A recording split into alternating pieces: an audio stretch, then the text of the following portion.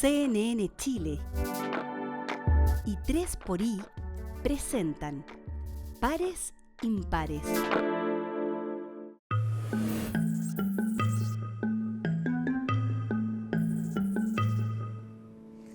Existe una cuestión que sostiene la vida sobre la Tierra, la vida de las abejas, la vida de las hormigas. Descansa en que cada una de ellas cumpla el rol que tiene que cumplir por el bien común. Si una no cuida a las jóvenes, entonces estas no crecen. Si muchas no cuidan a la abeja madre, entonces ella no puede tener a toda la descendencia. Y lo mismo ocurre entre los humanos. Somos tal cual las abejas o las hormigas. Hemos estado en esta tierra y hemos sostenido nuestra evolución en la completa fe de que el otro va a hacer su parte. Y aunque esto suene hippie, abstracto, lo comprobamos todos los días. Dejamos a nuestros niños abandonados en un lugar donde teóricamente alguien los va a educar y alguien los va a cuidar. También cruzamos la calle cuando la luz está verde y confiamos en que esas personas que están en la calle que cruza no se pasen la luz roja. Vivimos todavía sobre un sistema basado en la confianza, pero también sabemos que en muchos niveles esa confianza está erosionada. Primero queremos partir este programa con la esperanza, la confianza y la prueba empírica de que esa red invisible que sostiene la vida también todavía nos sostiene a nosotros. Y segundo, queremos hacer una invitación a lo largo de este programa, a través de distintas conversaciones, para pensar qué hacemos para surcir esos lugares donde la confianza se ha roto. ¿Qué hacemos nosotros para ser el hilo que cruza desde un lugar del agujero al otro? ¿Cómo trabajamos en este ámbito que sostiene nuestra vida y sostendrá la vida de los que vienen más adelante? De eso hablaremos hoy en Pares Impares. Bienvenidos todos. Y como les decía, vamos a estar un poquitito fijados en el tema de la confianza, y Miranda Espé ha estado obsesionada sobre este tema. Para tratar de comprender esa red de la que hablamos, ha preparado la siguiente nota. Necesito conocer muy bien a la persona para tener confianza. Soy como muy confiado respecto a toda la gente, me lanzo mucho a la vida. La verdad es que soy súper desconfiada. Y los datos lo respaldan. Según la encuesta Bicentenario UC 2024, solo 2 de cada 10 chilenos creen que se puede confiar en la mayoría de las personas. Y el mismo sondeo en 2025 asegura que la confianza interpersonal se mantiene baja. Que en Chile y en Latinoamérica somos profundamente desconfiados de aquellos que salen más allá de nuestra familia, que muchas veces nuestras relaciones funcionales, a quien le dejo el hijo en vez de la sala cuna, opto por el familiar, a quien, no sé, le pido que me ayude en una asesoría económica, prefiero siempre que sea medio amigo y medio conocido antes que necesariamente el técnico, porque esa confianza y la intencionalidad de que no me frieguen está muy anclada en una predisposición que tenemos a desconfiar de aquel que no conocemos de primera mano. Sin embargo, aunque ustedes no lo crean, lo que sostiene a diario la sociedad es la confianza, aun cuando a veces no sea tan evidente. La confianza es lo que construye una sociedad. Imagínense si no confiáramos. ¿Pondrías tu plata en el banco? ¿Mandarías tus hijos al colegio? Cuando cruzas un paso de cebra esperando que los autos se detengan, al prestar un lápiz confiando en que te lo devolverán, o incluso cuando vamos al doctor y confiamos en su diagnóstico, todas acciones que damos por hecho hasta que desaparecen. Y en ese sentido funciona igual que la gramática. Tú no te das cuenta que existe, no la ves, salvo que exista o ocurra un error gramatical. En este caso es lo mismo.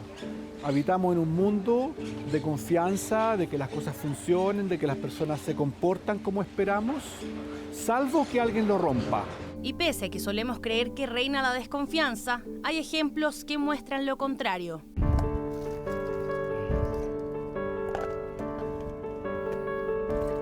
Ahí está el matecito. Felipe lleva más de 40 años trabajando en el comercio. Su local La Picada del Parque le ha entregado la experiencia suficiente para desarrollar una especie de intuición con las personas, tanto así que en su negocio sigue fiando, un acuerdo mutuo basado únicamente en la confianza. Yo pienso que debe haber alguna oportunidad de confianza entre la gente y uno, porque si no, no existiría, como te dijera, alguna unidad de persona, de amistad. Tiene que haber un tipo de confianza, porque si no sería muy impersonal esto. Ubicado en la Plaza Yarur en Santiago, dice que es un barrio familiar y que aunque muchas veces no conozca a quienes les fía, prefiere creer en que las personas responderán. Nos ponemos en lugar de la otra persona, sí, ese es el tema. Entonces ahí por eso así que, sí, ayudamos harto en ese sentido. Que a veces hay gente que necesita, realmente necesita, y no tiene dinero o le va a llegar en cierto tiempo, entonces esos casos son especiales.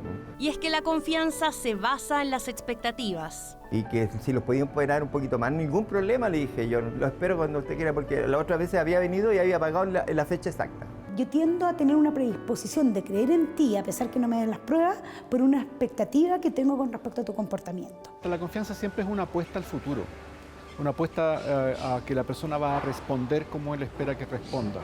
Digamos, la confianza funciona también para los dos lados, ¿no? Él apuesta, las personas responden. Y la confianza, al ser una construcción, podemos no solo reforzarla, sino expandirla. Ahora, si la persona ya va respondiendo a ese tipo de crédito, que le siga dando fiado. Y ahí la confianza se amplía más grande. Una relación que se estabilice en el tiempo, se prolonga en el tiempo y que es positiva para ambas partes. Para que no se pierda la confianza, tiene que dar algunas oportunidades. Es creer más que nada en que aún siguen habiendo personas buenas en la vida. Porque nosotros también tenemos un rol activo en cómo nos relacionamos con los demás y qué tanto estamos dispuestos a entregar, muchas veces sin tener un resultado garantizado. Voy construyendo con un otro una relación que te hace toda la vida más fácil. Nosotros somos los primeros llamados también a cumplir la expectativa de confianza y que eso no solo depende de que un otro me dé a mí, sino también yo de dar al otro, porque yo también tengo que responder esa reciprocidad. Y en esa reciprocidad es que nosotros también nos vemos beneficiados, una especie de receta social perfecta para fortalecernos. Lo relevante de la confianza es que nadie nunca logra nada solo. Y por lo tanto, si sembramos confianza, vamos a cosechar colaboración. Porque la confianza es algo que ayuda también a vivir mejor a uno mismo. Porque si uno opta por lo contrario, es decir, por quebrar las expectativas de los otros, en realidad está también hipotecando su propio futuro en esa relación. Al final del día, la confianza es esta red invisible de la que todos somos parte de alguna manera, el aceite que mueve el engranaje social, porque la confianza nunca es una certeza, es una decisión, una que tomamos a diario, incluso cuando no estamos seguros del resultado.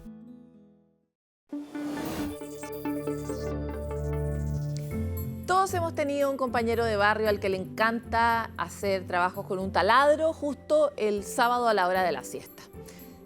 Este u otro tipo de imprevistos que tienen que ver con la vida en común a veces escalan a abiertamente odio por el vecino y en el peor de los casos a enfrentamientos entre vecinos.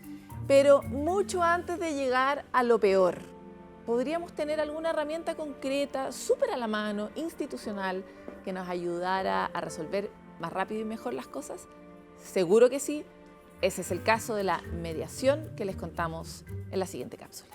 Es fin de semana y al fin puedes dormir hasta tarde, pero te despiertas antes de lo esperado por el ruido que otra vez hace tu vecino. Arruinó tu descanso, sientes frustración, estás enojado porque ocurre muy a menudo y él no es receptivo con tus peticiones. No sabes qué hacer al respecto. En situaciones como esta, puedes acudir a la mediación comunitaria, una alternativa que busca resolver conflictos cotidianos a través del diálogo, antes de que escalen y dañen la convivencia. Funciona a través de una persona que facilita la comunicación entre las partes involucradas, ayudando a que cada una pueda expresar su punto de vista y escuchar a la otra. Así, conflictos como ruidos molestos, tenencia responsable de mascotas o problemas de copropiedad, entre otros, pueden abordarse de manera pacífica y colaborativa. Para optar a esta alternativa, debes acudir al centro comunitario que corresponda. Puede ser tu junta de vecinos, la comunidad escolar de tus hijos e inclusive tu municipio. La guía de mediación comunitaria, elaborada por la ONU junto a la Universidad Alberto Hurtado, declara que la mediación promueve espacios de diálogo participativo entre las personas, contribuyendo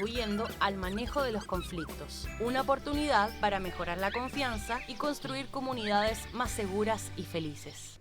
Vamos y volvemos aquí en Pares Impares, pero quédese con nosotros que ya traemos más.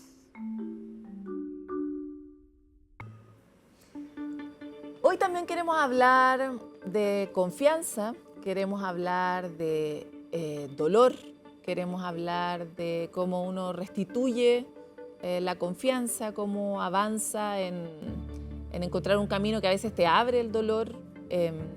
Y queremos hablar con una persona que es experta por experiencia, que es Valentina Correa, socióloga de la Universidad de Chile, máster en políticas públicas del London School of Economics, autora del libro Duelo por encargo, y para muchos es la hija de este empresario que es asesinado en la puerta de su casa, un caso conocido públicamente.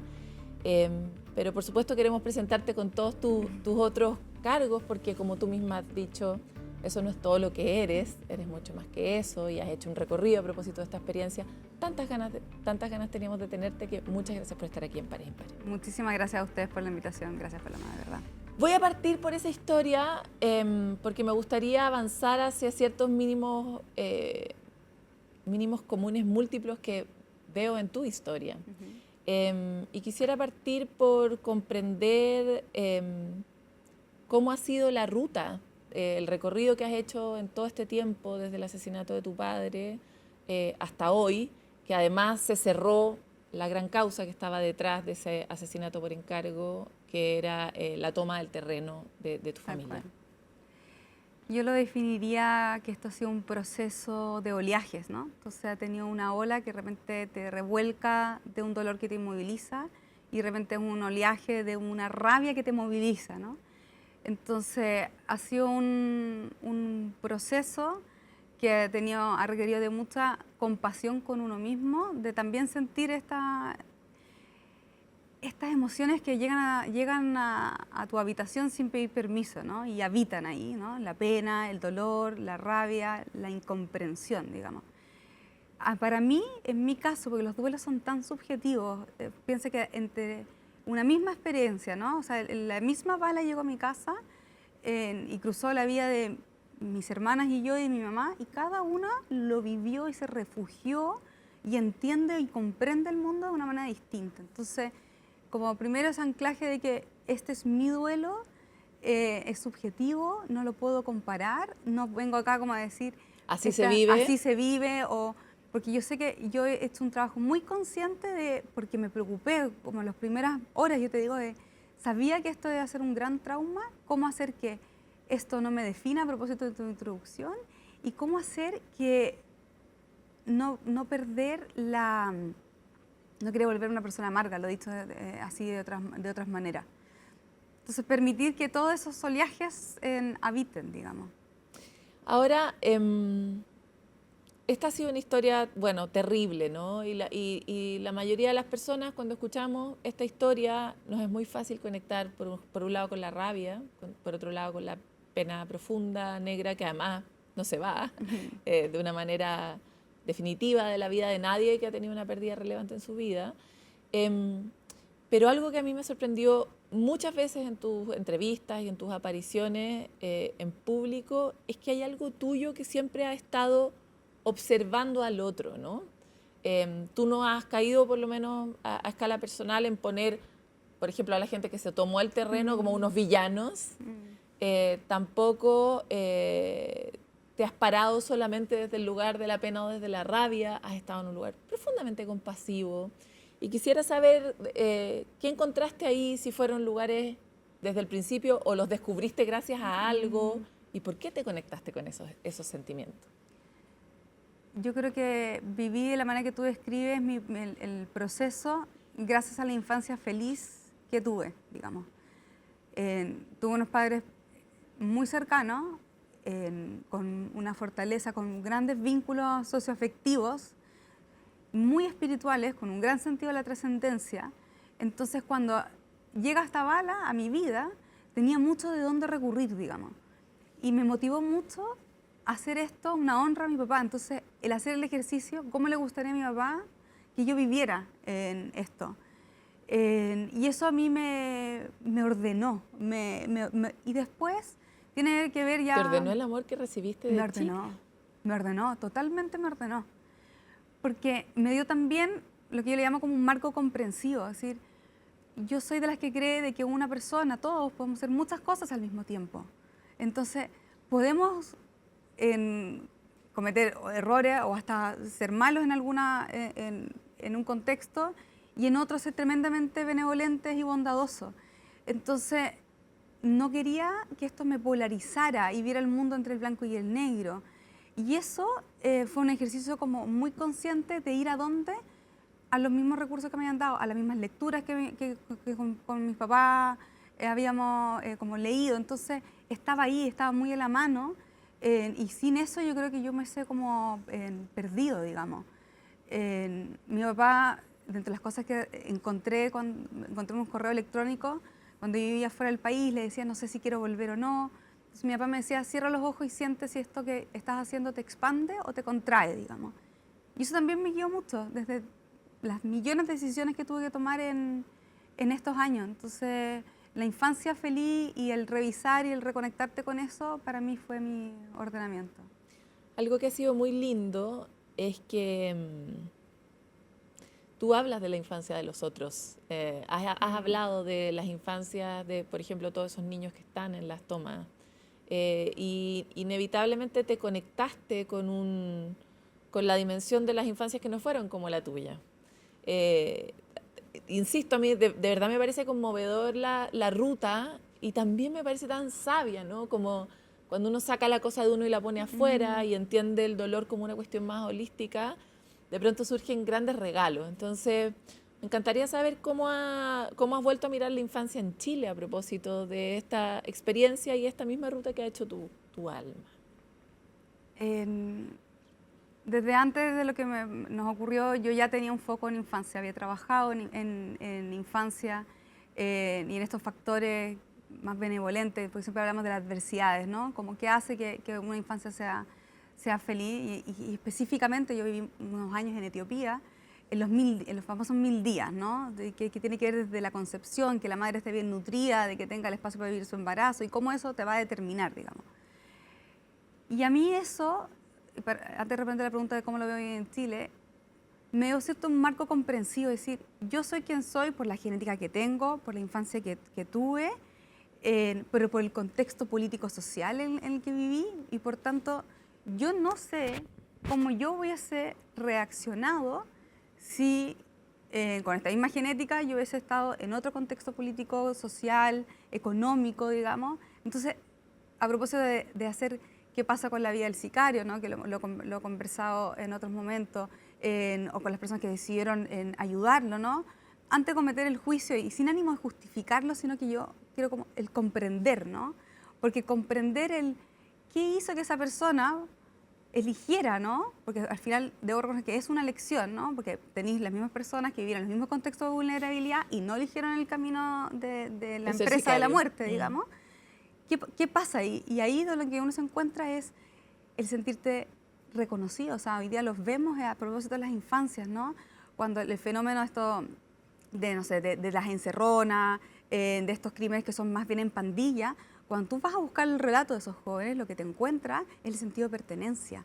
No tiene que ver como antes, como el de obtener el objeto, que sí en parte, pero muchas veces vemos este tipo de robos con alta criminalidad, donde ni siquiera abandonan los autos, pero más bien se graban y lo que buscan es sentirse pertenecer a un grupo, a una banda, que alguien te vea, que alguien te reconozca. Entonces, y hoy día en esta sociedad del consumo que tenemos, digamos, lo disfrazamos con que el obtener, ¿no? El teléfono o cualquier objeto va a suplir eso, pero hoy día se están haciendo varias iniciativas, o sea, como para no ser como desesperanzadora, pero lo que siento es de que las infancias, porque son muchísimas, hay que invertir en esta socioafectación, ¿no? Como en más encuentros en la familia, porque yo creo que si el sicario hubiese tenido una vida más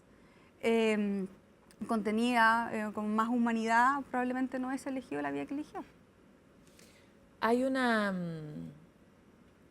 esta entrevista en este programa tiene como foco hablar sobre la violencia desde un lugar distinto, ¿no? O sea, probablemente no hay nada más explícito respecto de los alcances y los bordes de la violencia que el caso que ustedes vivieron como familia. Pero también todas estas otras apreciaciones que tienes tú a propósito de esa experiencia nos ayudan a mirar la solución para la violencia desde otro lugar. Y quisiera saber también, como que inevitablemente te has empezado a convertir también en esa persona que habla sobre la complejidad de los fenómenos, en preocuparse de la infancia, en buscar caminos para que las personas, por ejemplo, puedan tener eso que tú tuviste cuando fuiste niña, ¿no?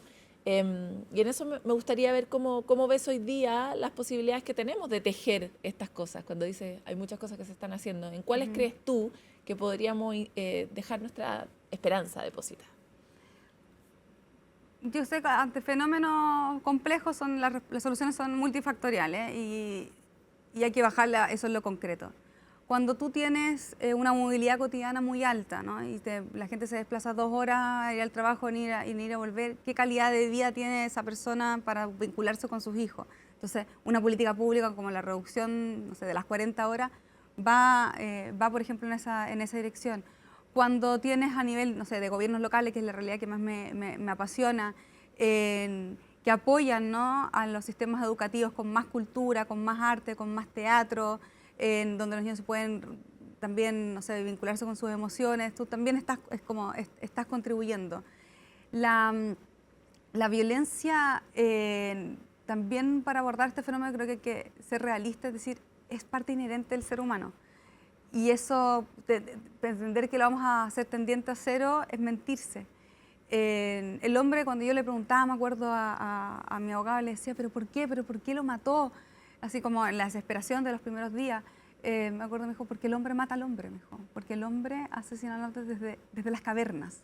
Eso existe y tú dices, bueno, pero hay sociedades donde se mata más que en otras, digamos, que hacen diferencia. La inversión en entornos amigables, o sea, sabemos el efecto del verde, o sea, tenemos una sociedad muy desigual, donde tenemos comunas donde tienes 18 metros cuadrados, como Vitacura, digamos, versus, no sé, Conchalí, tener 3, 4 metros cuadrados de áreas verdes. O sea, ¿cómo en la política pública avanzar que ese niño no vea diferencia cuando se tome la micro su casa de un punto, porque además se traslada para ir a un buen colegio a otra comuna, digamos, no vea esas diferencias en el territorio? Yo creo que todo eso te hace ver que es una sociedad que te cuida, que te protege, que te da como una oportunidad, digamos. Como yo veo que hay muchas cosas que desde el transporte, desde la educación, para no enfocar todos los colegios, ¿no?, que se pueden hacer para que tú sientas el sentido de pertenencia como más en el amor que en un lugar teñido de violencia. Hay algo que tú eras antes de esta historia, o sea, estudiaste sociología, sí. Y eras una persona a la que le importa el mundo, la sociedad, sí, cómo las cosas funcionan, ¿no? Y luego también has trabajado, diría, prácticamente todo el tiempo por otro, o sea, desde tu ida a África hasta tu trabajo en la Fundación para la Confianza, estás muy abierta a mirar lo que duele. ¿Por qué? ¿Qué hay ahí? ¿Qué has encontrado tú ahí? Mucho amor. O sea, cuando estáis conectados con el dolor, lo que estáis viendo es esa como necesidad de amor y una nutrición. O sea, yo he trabajado en temas muy duros. O sea, cuando yo vivía en Etiopía, vivía algunos años, estaba conectada con la desnutrición, con la ablación femenina. Y lo que yo veía ahí era la posibilidad de hacerlo todo, o sea, y que yo me hacía más grande, o sea, esto no tiene que ver con que yo doy, o sea, esto es como un poco cliché, o sea, que ellos también me daban mucho más de lo que yo entregaba, era así, o sea, y no quiero ponerme en un lugar como de superioridad moral. Si yo encontrara la felicidad y que algo me completa en otra cosa, quizás estaría en eso, o sea, yo tengo además esta fortuna que que he dedicado una vida, no sé si diría como al servicio del otro, pero como que con el servicio del otro me he podido completar. Y creo que es un regalo, y hoy día puedo estar, o sea, en un trabajo más conectado. O sea, antes estaba en un trabajo muy conectado con el dolor. Después me di cuenta que había vivido una experiencia traumática, entonces era bueno hacer esta como distancia, como, sí, como una descontaminación temática, como así le apodé, digamos. Yo viví una experiencia traumática y trabajaba con víctimas de abuso, trabajaba con trauma. Dije, no puedo estar en el 24/7. Entonces, también hay como estas técnicas de autocuidado, cómo uno se cuida, porque también consumir, ¿no?, todo el tiempo violencia, ¿no? Yo también en un momento dije, quizás yo tendría que dedicarme a la seguridad pública. Pues dije, bueno, quizás yo en esta historia, en este fenómeno, tengo la voz de la experiencia, como tú bien señalabas, pero no la voz de la expertise, digamos. Y ahí uno va como eligiendo roles. Es que es bonito lo que te hacía la pregunta justamente por eso, porque da... O sea, cuidar al otro también, cuidar al otro o ser parte del servicio también es un acto egoísta porque tiene mucha satisfacción, ¿no? Tiene una gran recompensa a escala del cerebro, uno secreta una cantidad de hormonas que te hacen muy bien, pero te regala muchas cosas que no se compran, como el propósito, como la alianza, como, ¿no?, el sentido de ser parte. Un poco volviendo al ejemplo de las encerronas, uno puede ser parte de muchas maneras, esta puede ser una un poco mejor, ¿no? Me gustaría llevarte al recorrido del libro. El libro va a estar disponible para cualquier persona que quiera revisarlo en librería tan pronto, probablemente ya cuando este programa se termine de reproducir, ustedes ya lo van a poder tener en sus manos. Y quisiera saber un poco cómo es esa ruta. ¿Es una ruta solo por el duelo personal o también visitamos estos temas de los que estamos hablando? El libro no comenzó como libro, comenzó como un proceso de diario, de depositar. Tenía tanto miedo, por un lado, olvidar lo que había ocurrido, lo encontraba hasta un cierto punto como una deshonra a la muerte de mi papá. O sea, la mente y la psiquis da para mucho, ¿no? Entonces, yo sentía que lo tenía que sacar de mí y también para poder como descansar de eso.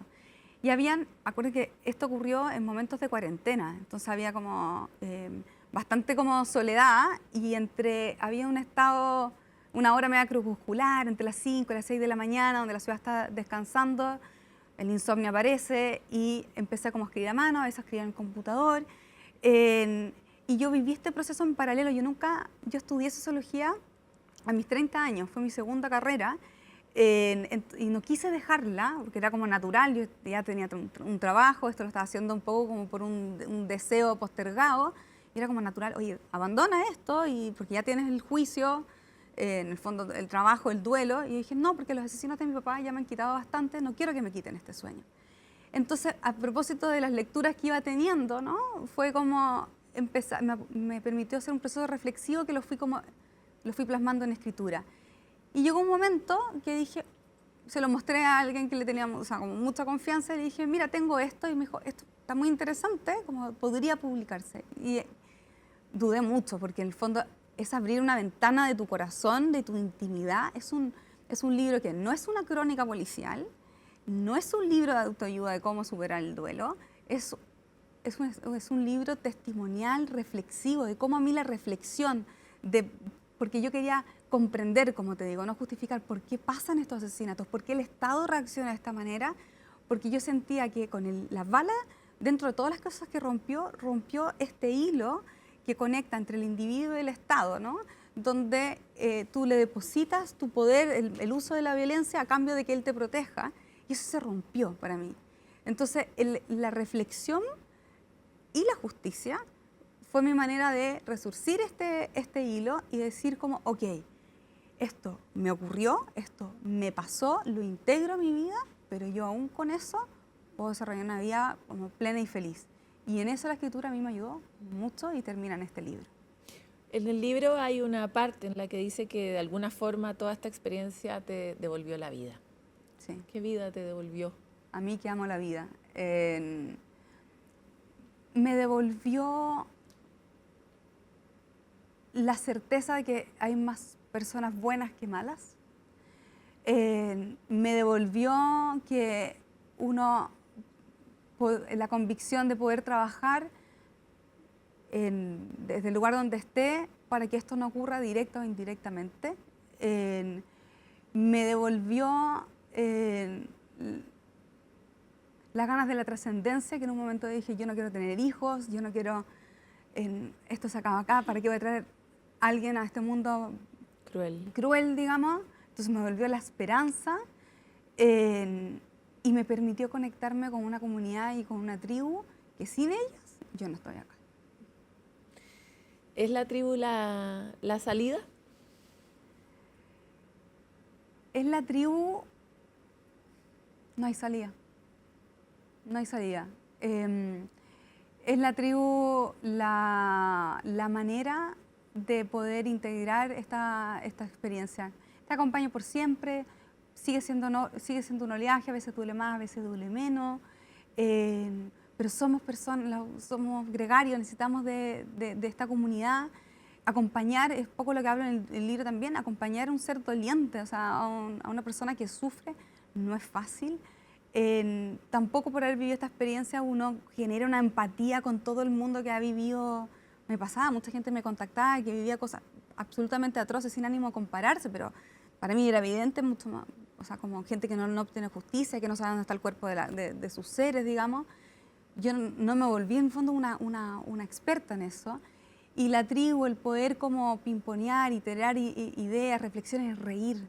O sea, que no falte la risa. Yo también hablo en el libro como de lo culpable que me sentí al principio de reír, ¿no? Era como darle una bandera blanda al duelo y después como el proceso reflexivo de pimponearlo con otro y decir, pero por supuesto, ¿qué pensaría tu papá si estuviese...? O sea, sola no me imagino haber pasado por esto y haberlo vivido. ¿Y tú qué crees que pensaría tu papá sobre su propia historia o qué le diría a la gente en estos tiempos de tanta dificultad de encontrar esperanza o de volver a tener fe, que te devuelvan la fe en que hay más gente buena que mala? Mi papá era una persona profundamente espiritual, como muy conectada con esta idea de que en algún plano todo está bien, digamos. Yo creo que mi papá, sobre todo en los últimos años, estaba muy dedicado como a acompañar a emprendedores, a encontrar como su propósito en la organización, a ser felices a través de este viaje de emprender. Y se conectó con mucha gente buena. Yo creo que tuvo la mala suerte de encontrarse con alguien malo. Cuando me hago la pregunta ¿qué me diría? Yo creo que me diría como... vaya show que montaste durante tanto tiempo, digamos. O sea, como vaya, yo le respondería, pero vaya desastre que dejaste.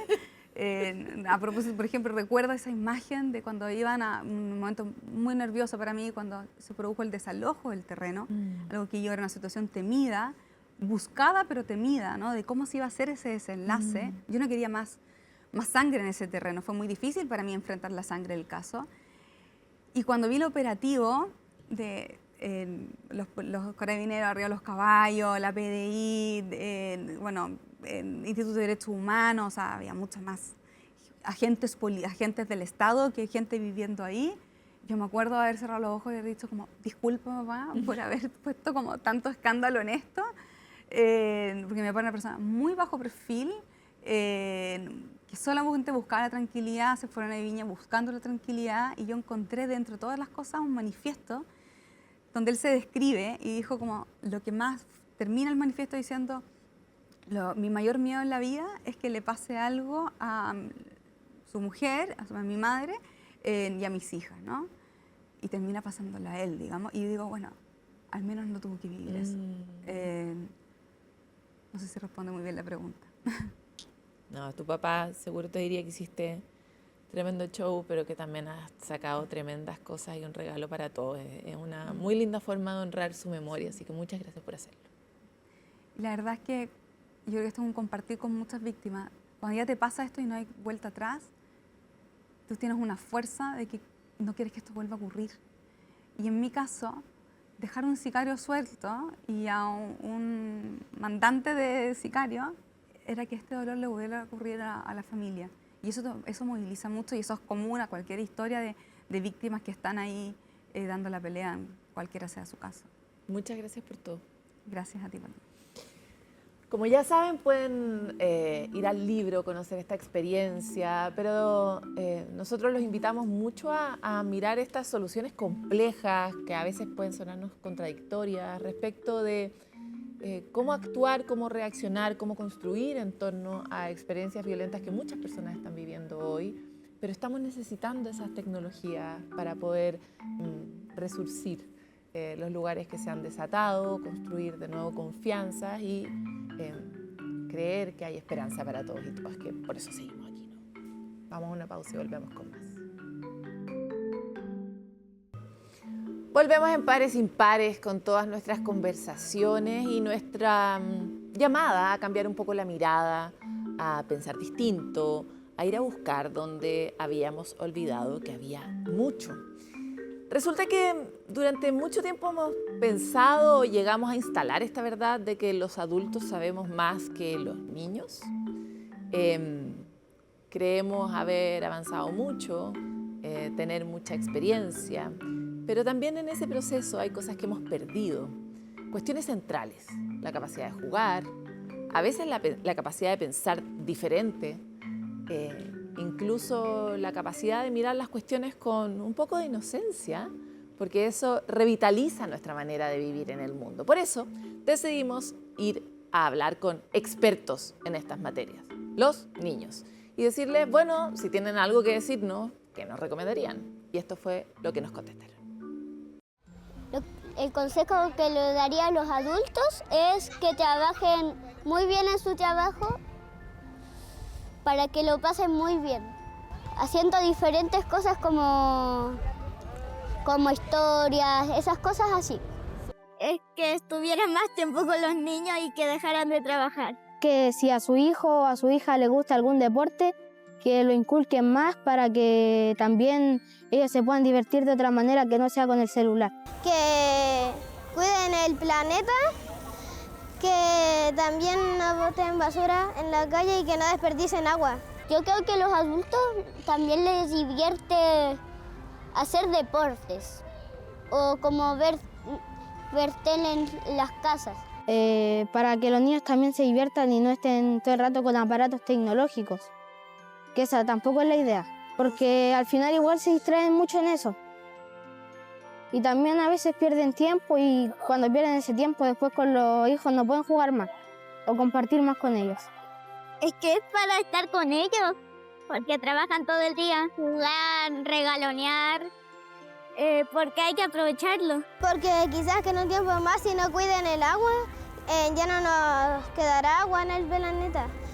Y entonces ya no podríamos vivir sin el agua.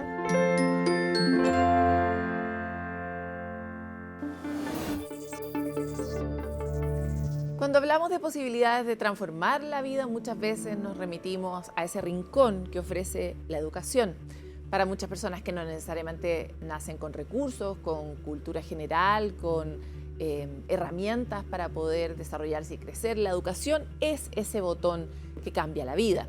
Pero muchas personas en el mundo no pueden acceder a la educación por distintas causas, algunas por la situación de sus países, otras por cuestiones completamente ideológicas o religiosas. Y es el caso de Afganistán, donde las niñas no tienen derecho a educarse. Pero siempre hay esperanza y una escuela subterránea está tratando de devolverle a todas ellas la posibilidad de tener un futuro diferente. Veámoslo en la siguiente nota.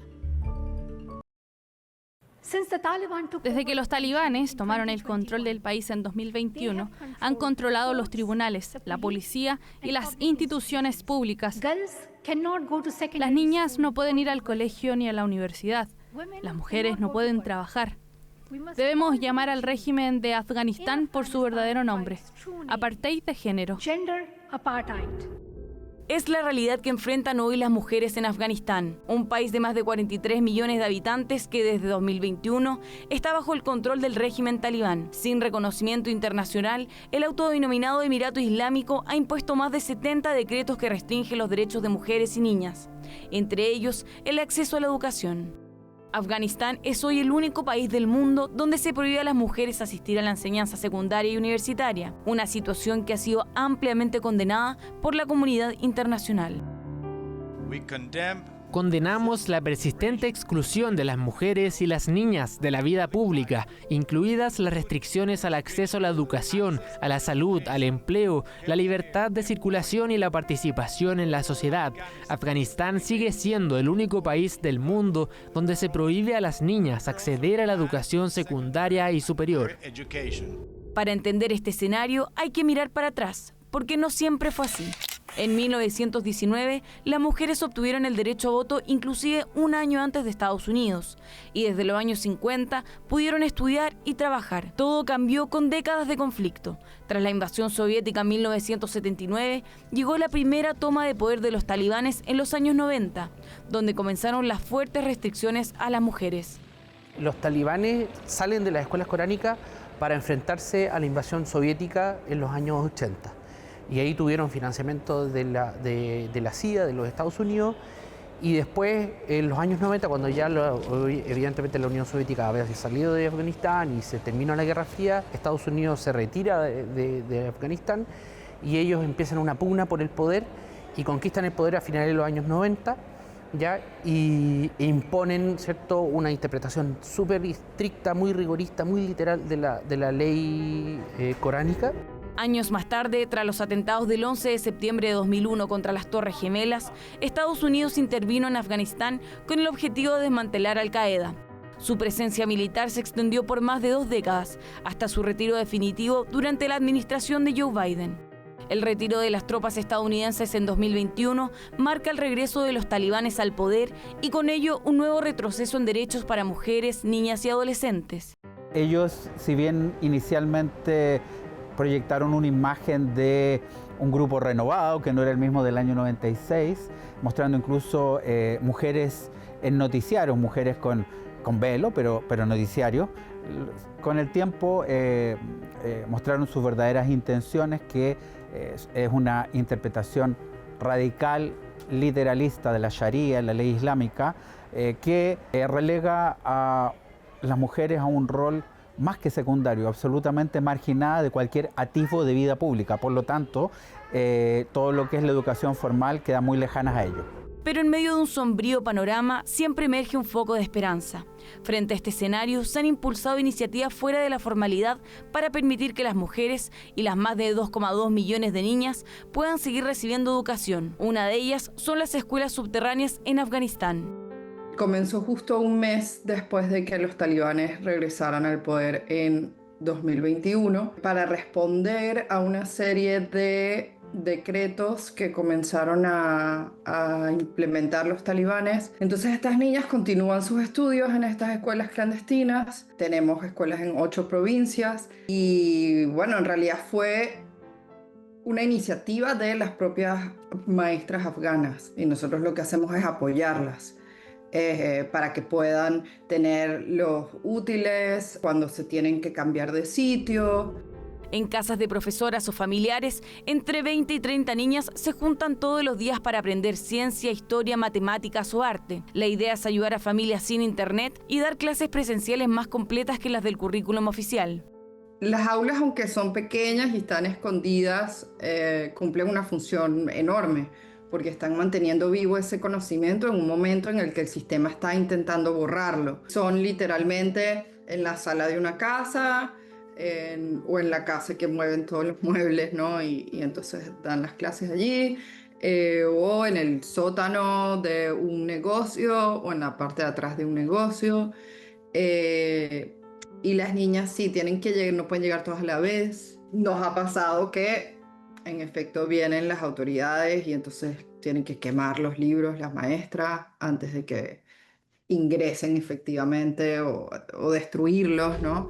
En un país donde solo el 25% de las mujeres sabe leer y escribir e incluso está prohibido tener libros escritos por mujeres en las universidades, las sanciones por enseñar o estudiar pueden ser múltiples. Limitaron la movilidad, por ejemplo, las mujeres no pueden ir a los parques, no pueden ir a gimnasios, no pueden hablar en público porque no se puede escuchar su voz.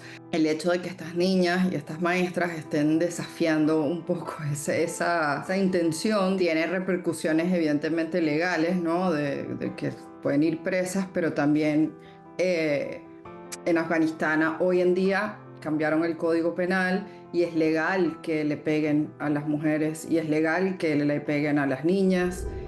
A pesar de todas las restricciones, este programa ha logrado instalar 40 escuelas clandestinas permanentes en distintas partes del país, contar con 50 profesoras y más de 16.000 alumnas graduadas. Una iniciativa que mantiene viva la esperanza.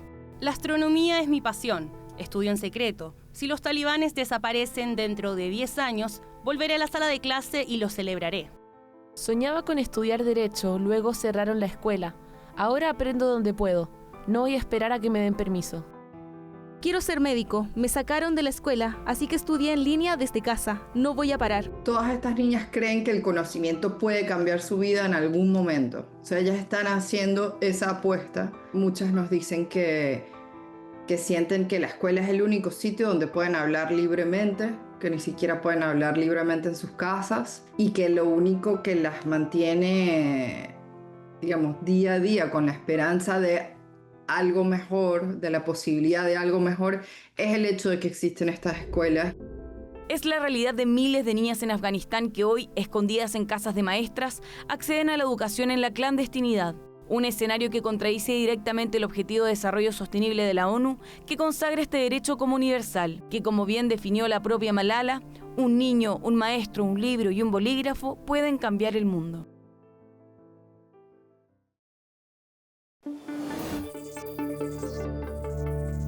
Hace poco nos dejó en esta dimensión del planeta Jane Goodall.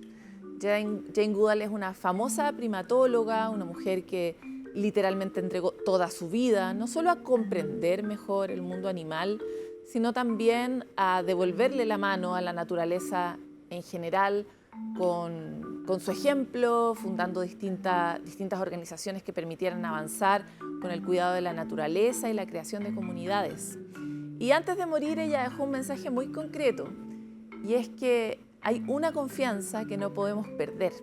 Y es la confianza en que hay un futuro distinto posible, la confianza en que es necesaria la esperanza para poder sostener ese futuro.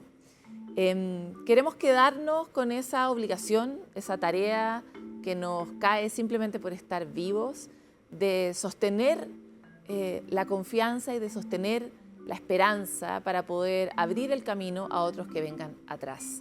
Sin ambas cosas, que ojalá crezcan y se alimenten, el futuro no es posible para ninguno, no es posible para ningún país, nadie se salva solo, y esa es una certeza en torno a la cual vamos sabiendo cada vez más todo el tiempo. Dependemos unos de otros y por lo tanto trabajar en la creación de confianza, en la creación de lazos, es dar esperanza para el futuro. Nos vemos en el próximo capítulo de Pares y Pares.